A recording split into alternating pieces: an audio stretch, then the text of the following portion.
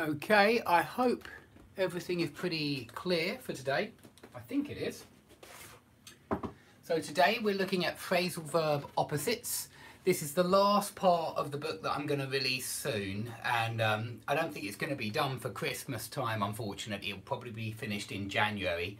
At the moment I've finished writing it, but I'm trying to put all of the pictures in because I want to put a lot of pictures in there to help draw out all the different shades of meaning that we get with phrasal verbs.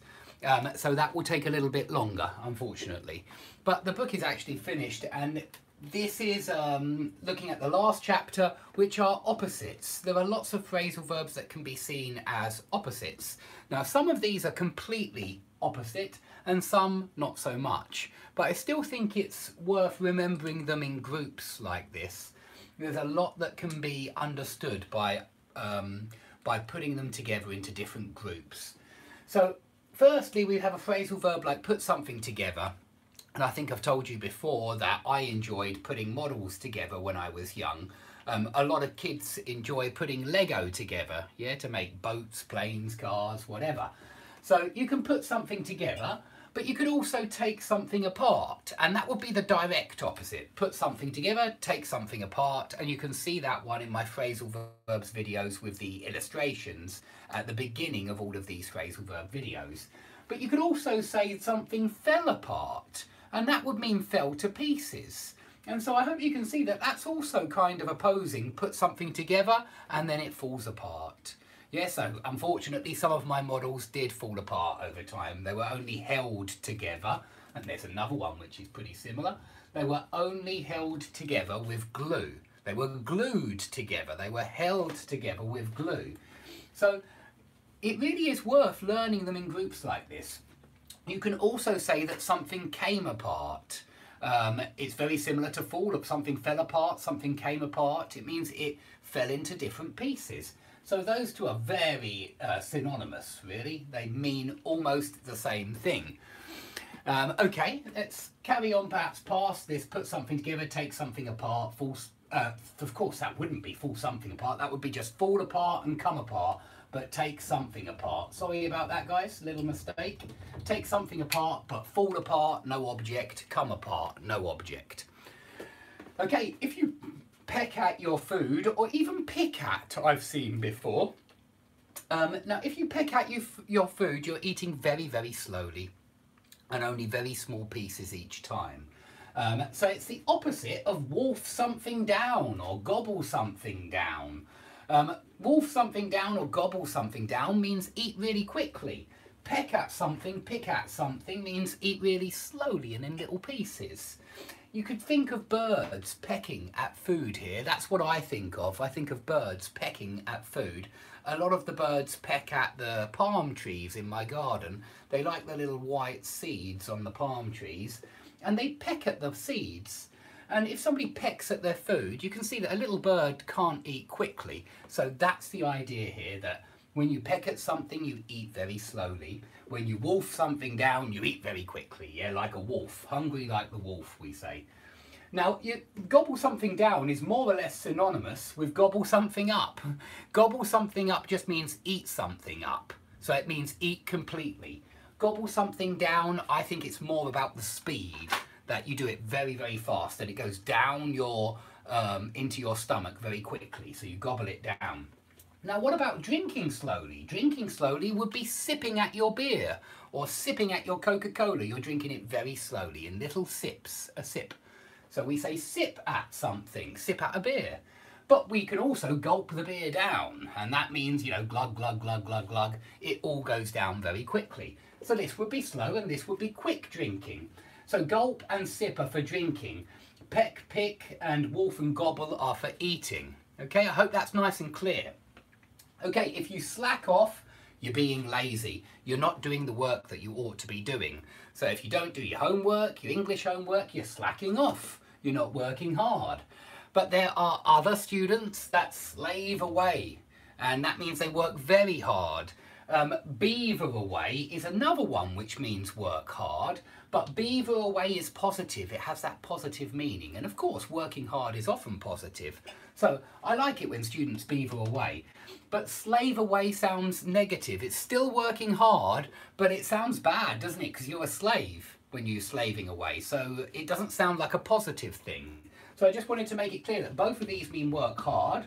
This means be lazy. But this is a negative work hard and this is a positive work hard. Okay, if you are soaked through, or if your clothes are soaked through, it means they are completely wet, they are completely drenched, they are incredibly damp. Okay, they've got a lot of water through them. So if it's been pelting down with rain, your clothes will be soaked through and you will be soaked through.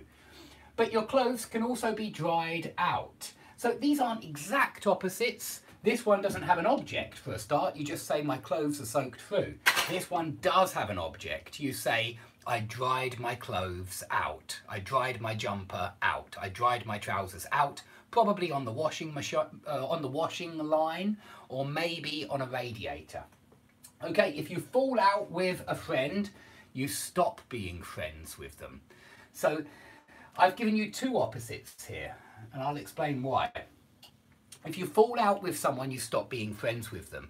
If you become friends again, you make up with them. So make up with someone means stop a conflict, stop being enemies and become friends again. But fall in with is also kind of the opposite to fall out with, because fall in with means become friends with someone, but you've got to be careful with fall in with.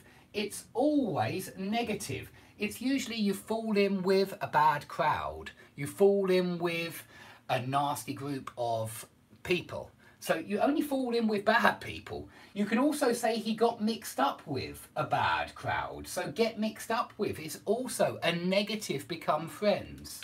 Okay?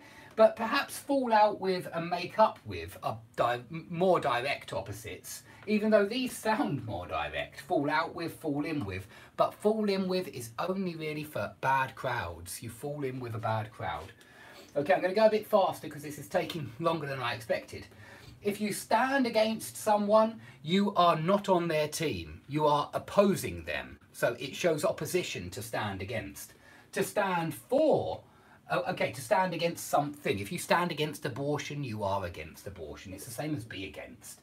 If you stand for abortion, you're in favour of abortion. So this is pro, this is contra, this is pro. That's the only difference, yeah? This means you are against, this means you are for. The same with side against someone or side with someone. If you side with them, you're on their team. If you side against them, you're on the opponent's team. Okay, if you speak out against someone, I think be against and be for are really obvious, so I'm going to leave those. If you speak out against something or someone, you publicly oppose them. If you come out against someone or something, you publicly oppose them. The opposite would be speak out in favour of someone or come out in favour of someone. They're both possible there to mean that you publicly support that person or that position. If someone locks you in the car, that means you can't get out the car. You're locked inside. If someone locks you out the house, or if you forget your keys in the house, that's usually what happens. You forget your keys, you go outside, you shut the door, and it automatically locks. And when you come back, you've forgotten your keys, you are locked out. So they're very useful to remember. If you count someone in a plan, you include them. And if you count someone out of the plan, you exclude them. So it's just include, exclude. If you see someone in your house or into your house, then you're going to the front door, letting them in and saying hello. If you see someone out of the house or out of the room, it means you're taking them to the door and saying goodbye and maybe thanking them for coming, something like that. So see someone out, and there's another one with see someone out. He saw his guests out. There's another one that's very similar, but I've forgotten it. But you also let someone out. That's very similar. Let someone out means allow someone to leave, and let someone in means allow someone to enter. These two are quite rare. The rain comes on, it arrives. The rain holds off, it doesn't arrive. It looks like it's going to arrive. The sky has clouded over, but the rain doesn't arrive, it holds off. which is what we all want, right? We don't want the rain to come on, we want the rain to hold off for another hour or so. So the rain holds off, it means it doesn't come. Even though it looks cloudy and you think it's going to happen, it doesn't happen. Okay, if you let down the tyres, you deflate the tyres. If you pump up the tyres, you inflate the tyres. It's really worth remembering the collocations that go with these phrasal verbs. Let something down is usually a tyre. It's something filled with air. You could let a balloon down as well. It's got to be something filled with air. So let something down, deflate a tyre, pump something up, usually inflate a tyre. Remember that let someone down means disappoint them. Do remember the secondary meanings of all of these phrasal verbs as well. Okay, if you warm up, you get warmer. If you cool down, you get cooler. So you might put on a jumper to warm up, and you might take your jumper off to cool down. But you can also warm up food in the microwave, just like heat up then, the same as heat up. You can heat up food in the microwave. But they're certainly direct opposites, just like speed up and slow down, warm up and cool down. Okay, play something down is to downplay it. It's another way of saying it, downplay or play something down. And it means make something not as exciting or interesting as perhaps it really is. Make it more boring than perhaps it really is. Play something up is the opposite. It's where you exaggerate something and make it nicer, more exciting, more beautiful, sexier even. And that's why we say sex something up, jazz something up, do something up, yeah, for decorate a place. And you can even talk something up, which is the same as play something up. When you talk something up, you exaggerate it and make it greater, nicer, more beautiful, more interesting than it actually is. You exaggerate it. Now, if you turn to someone, very often you turn to someone for advice. So when you turn to someone, it's because you want some kind of advice, or maybe you want to confide in them, and maybe you want to pick their brains. You want to ask them some questions about some kind of problem you have usually. So you might turn to a lovely auntie that you have, or you might turn to a close friend that you know you can count on when you're in a difficult situation. So remember that count on, oh, we haven't done it actually, count on means depend on, rely on someone. So you turn to someone for advice, but you can also turn someone away. And usually that's when they come to you for help of some description, maybe advice. You could use this in a different way, but very similar way. I mean, turn to someone basically means go to someone when you need help. Turn someone away means tell someone to go away when they want help. So that's what I mean by these are opposites. So you might say, I usually turn to my brother for advice, or you might say something like, Mary and Joseph were turned away when they tried to find some space at the inn. Yeah, the innkeeper turned them away. He told them to go away when they needed help, when they wanted to stay in the inn. Okay, a little nativity story as it's Christmas time. Okay, if you keep up with someone, you maintain the same level. So this can be used literally or metaphorically. You could say that the runner, the sprinter, kept up with all the other competitors, all of the other runners. He didn't lag behind, he kept up with them, he stayed at the same level as them. But I could say it about students as well. If I have a class of 10 students, maybe one of them was lagging behind last year. He was behind the others in terms of his progress. But this year he is keeping up with the rest of the class. He is doing his homework. He's being very diligent, very responsible, and he's keeping up with his classmates. So lag behind would be the opposite, okay? It's when you don't keep up with someone. Fall behind is also the same, it's synonymous. So you could keep up with your mortgage payments, meaning that you're paying them on time. And you can also fall behind with your mortgage payments, meaning that you don't manage to pay every month, and so you've got to be careful because the bank might decide to take back your house and sell it. Okay, if you keep together, you stay in a group. If you split up, you're in a group and you go in different directions. So this is live teaching. So if you go in different directions, that we would say split up. Yeah, if maybe 5 people in one group and maybe they've lost someone, maybe there's a 6th member of the group that they've lost. So they decide to split up and look for that person who has got lost. Keep together would mean, you know, you don't split up, you stay all together. Okay, if you sail through your exams or you breeze through your exams, it's usually 4 exams. It means you pass with flying colours, we say. You get the top marks. That's all it means. You get the top marks when you sail through your exams. And it sounds easy.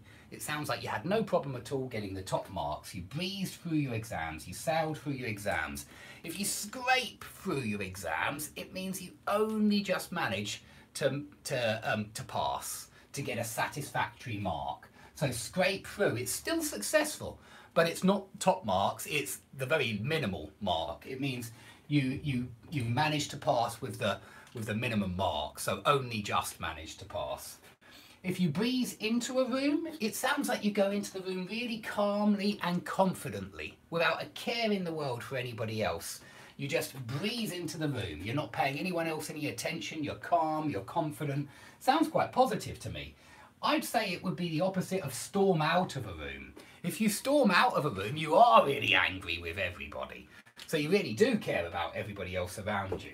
So storm out, it's when you're in a bad mood and you leave a place in a real huff. But breeze into the room, it would be kind of go into the place and with a nice smile on your face, feeling good about yourself. Okay, if you go off someone, you stop liking them. Same for take against, exactly the same. Because go off someone, and you can go off something as well. You can say when she was pregnant, she went off chocolate. Maybe she stopped liking chocolate. But these two are both for people. Go off can also be someone or something. That's the difference. And I'd say that these are opposites of warm to someone. When you warm to someone or you take to someone, it means that you immediately start liking them. That they're a very likeable person, perhaps they're really quite charming, and you just immediately start liking them. So immediately start liking, immediately stop liking, and that's why I think they're opposites. Okay, if you turn something or someone down, that means usually it's refuse an offer. Yeah, if you turn down an offer, you refuse to take that offer. If you take someone up on an offer, you accept the offer. So you might say they offered me a job, but I turned them down, I turned the job down. Both are possible. You can turn someone down and you can turn an offer down. So turn the job down, turn them down, turn the job offer down. All of those would be possible, meaning refuse.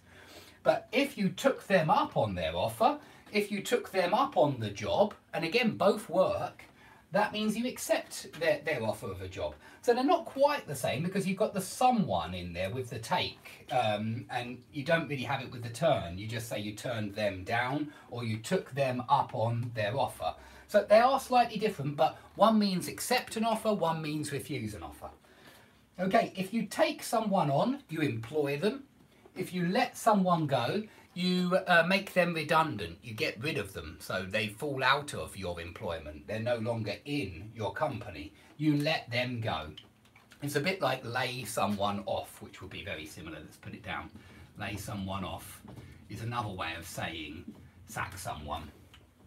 Well, it's slightly different from sack. It's make someone redundant. So they haven't done anything wrong, but the company can't afford to employ them anymore. They have to let them go. They have to lay them off. But the company's taken on 50 new employees. Okay, the tide first. The tide goes out and it comes in. We have a lot of tide in this town, and so this is one which I certainly teach because I need it. Twice a day, every day, the tide goes out and it comes in again.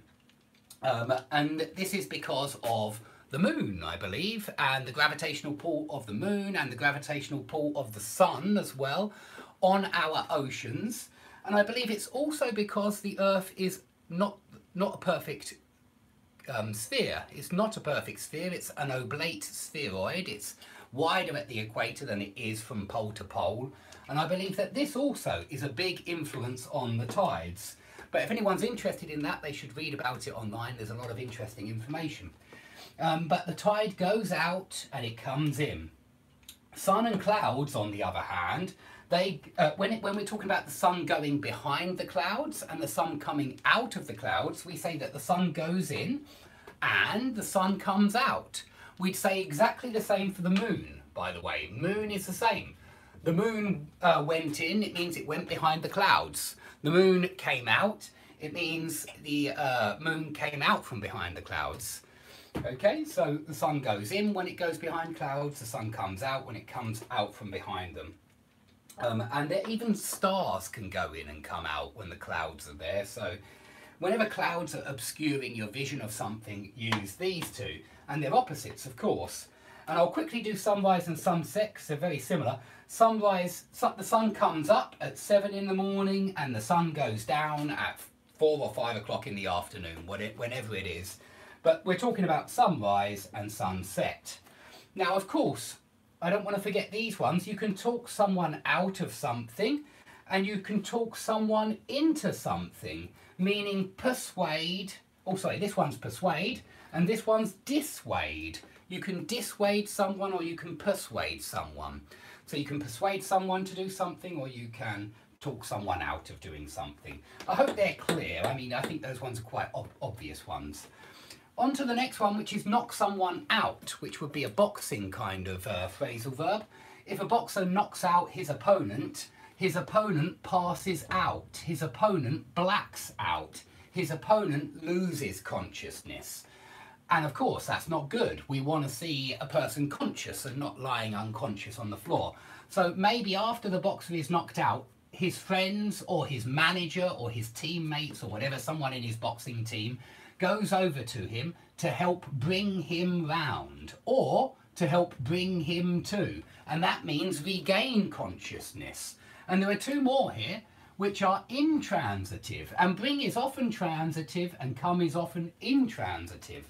But you can say the boxer's opponent came round a few seconds later, or you can say his opponent came to a few seconds later. Now, if you put something off, you delay it for a few days. You make it later than was planned. If you bring something forward, you make it earlier than was planned. So I might ask one of my students, I might say, I have to cancel that lesson on Saturday. Can I bring it forward to Thursday? Are you free on that day? Yeah, meaning bring it forward 2 days. But if I put it off 2 days, that would make it Tuesday, yeah? Can I put off the Sunday class until Tuesday? Okay, if you stay up, you stay awake. If you turn in, you go to bed. So remember that to turn in means to go to bed. So I usually turn in about 11 or 11:30. I don't stay up very late. But I know some people out there like to stay up very late and they don't turn in until 2 or 3 o'clock. If you eat out, you eat at a restaurant. If you eat in, you eat at home. Nothing difficult there. If you look down on someone, you disrespect them for some reason.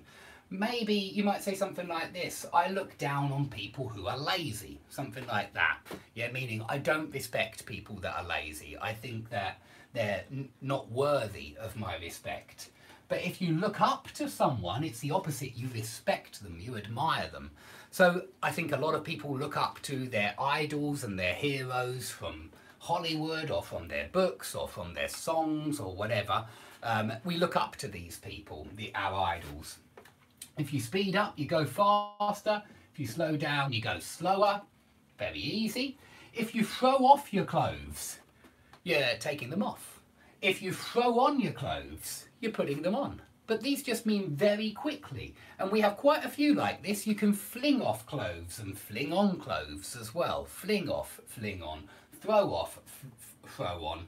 You could even slip something off, I suppose. Slip off your jacket or something like that and slip something on as well. So there are loads of those ones which are like take off and put on, but with different verbs. And it would always be off and on. Slip off, slip on, throw off, throw on, fling off, fling on.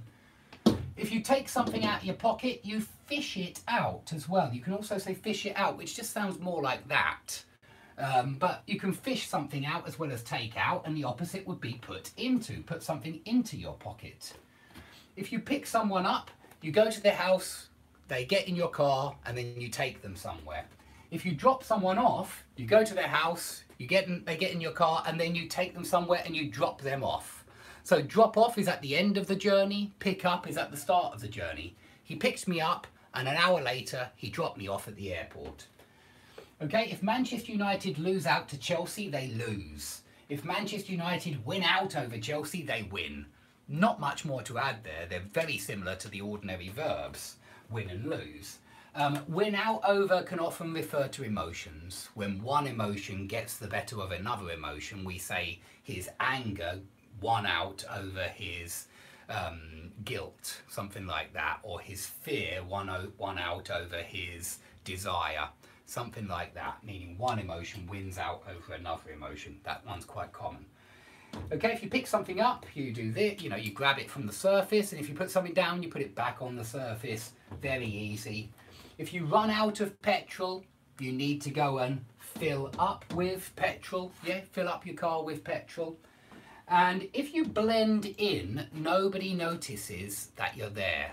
Yeah, you're not easily distinguished from the other people. So if you blend in a crowd, it means nobody can see the difference between you and the other people in the crowd. Whereas if you stand out in the crowd, that means everybody can see you. Maybe you're wearing a bright orange and purple and yellow jumper and everybody else is wearing suits. You will certainly stand out. You will certainly stick out like a sore thumb. And that's an English idiom, that one. Stick out or stand out. I should have written two verbs there. Stick out like a sore thumb means not blend in at all. Like stick out like a sore thumb. So not blend in at all. Okay, that's all I have for you for today. I will get that book out to everybody and make it available very soon. It will be on Amazon. I haven't come up with a price yet, but it will be, it won't be for nothing, especially because this time I'm paying for the illustrations to be put in there, and I'm also going to pay someone to do a nice layout for me for the book so that it doesn't look too bad, and I'm going to read through it a few times to try to get rid of all of the mistakes that are no doubt still hiding in there. Okay, thanks everybody for watching today. Please click like and subscribe and all of that kind of stuff if you enjoyed the class, and I hope to see you all soon.